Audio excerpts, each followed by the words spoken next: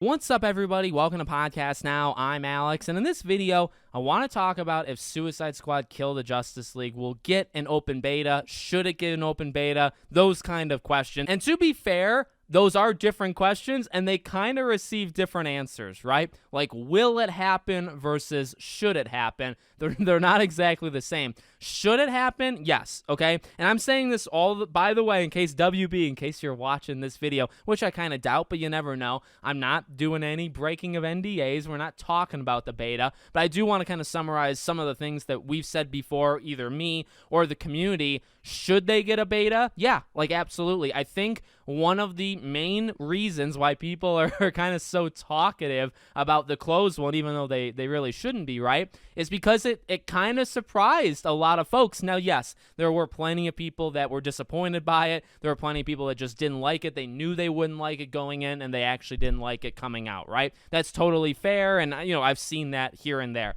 At the same time, it's what we've been saying in the past, though. I got to be real. I think overall, it's a net positive from at least what I've seen from people that went in either not expecting much and they got way more than that, or it even just meeting their expectations. And I've said this before, look, when it comes to changing people's minds with this game, I think people that are already getting it, you're not changing that, like at this point, truly. And maybe that's like a dig at the game, and I kind of do almost mean it as a dig, but like the people that are so dug in, which, hey, I'm one of them. I'm getting this game day one, and there's really not much that can change my mind, but that's my point. People that are getting this game, they're getting it. The thing is, people that aren't getting it, I think can be moved. And I mean, correct me if I'm wrong, but I feel like, at least in this situation with DC, with the fandom, with Rocksteady, with the way that all of this stuff has been handled, if you're getting it, there's really not much that can change that you're not going to get it. If you're not going to get it, I think you can be won over. Now, what wins you over? Well, reception and people saying things, yeah, that can move the needle a little bit. And that's, I think, why people got so upset with, hey, why can't we talk about this thing? At the end of the day, people might actually come away, with a higher way of thinking about this game. Like they might, be more positive because people have talked about it and overall net positive, right? So, okay, well, that was one thing that was discussed, but how do you get these people that don't want the game to get the game? Well, put it in their hands. I mean, honestly, like it's so simple. It's almost like stupidly simple. That's the truth. And how do you do it in this case? You do an open beta, right? I mean, they literally had a closed one. You do an open one. Now, like, will they do it? Again, like, this is something I want to talk about, the pros and cons necessarily of doing that. But I think the biggest pro would be, it would be free.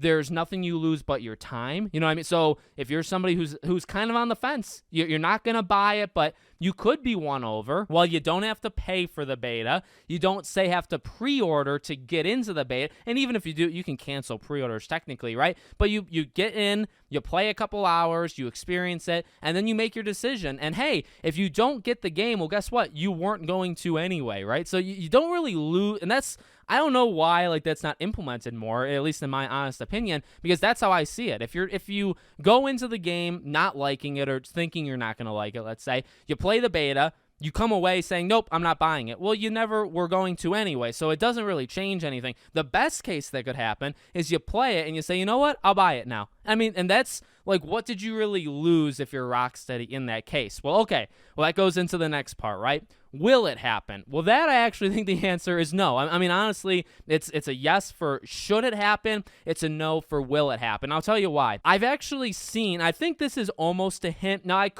this could be wrong, okay? I could be reading the situation wrong.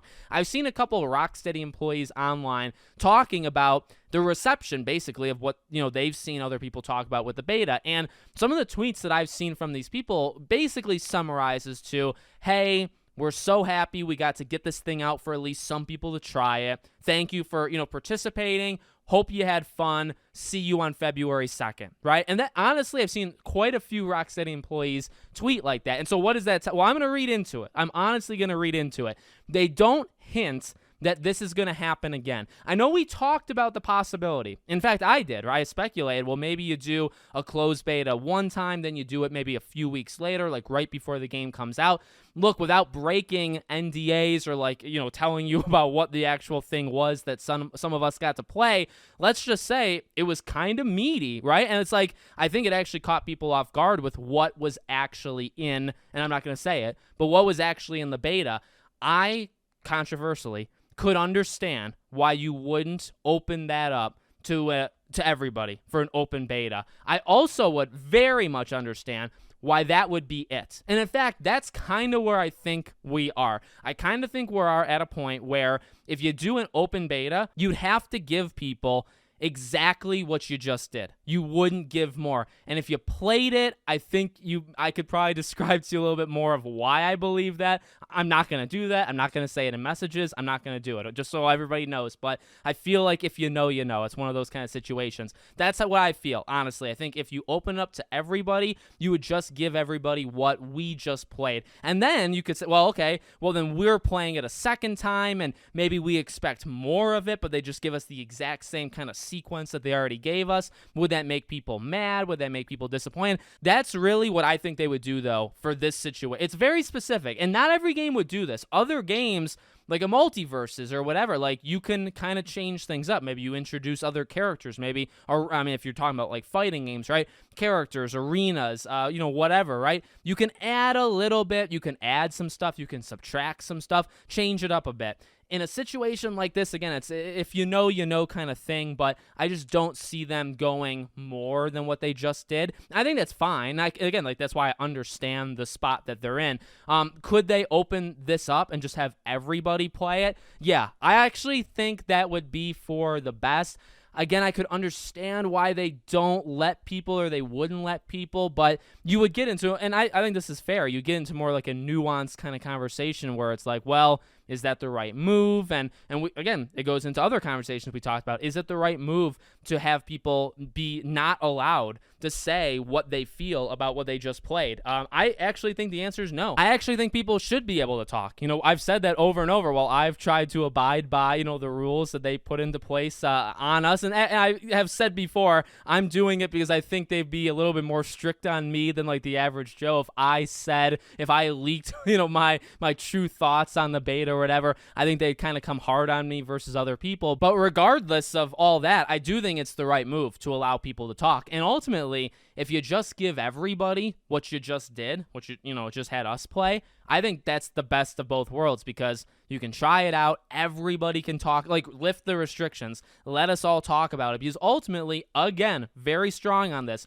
You're not changing people's minds. The average Joe that is getting your game, if you let them play the open beta, I really don't think they're going to change their mind because I think just most people are at least tuned into like what kind of game it is. And if they're not, I mean, yeah, you might lose some people. And I have said that, like, you probably will lose a few, but in the grand scheme of things, I think you would make up that. I think more people would be converted from not buying to buying more than buying to not buying. And I've stuck with that for like months now. Okay, so you let me know what you think. Do you think it'll happen? Do you think it should happen? Let me know. Make sure you guys are subscribed to the channel, bell icon turned on, and I hope to see you all on the next one.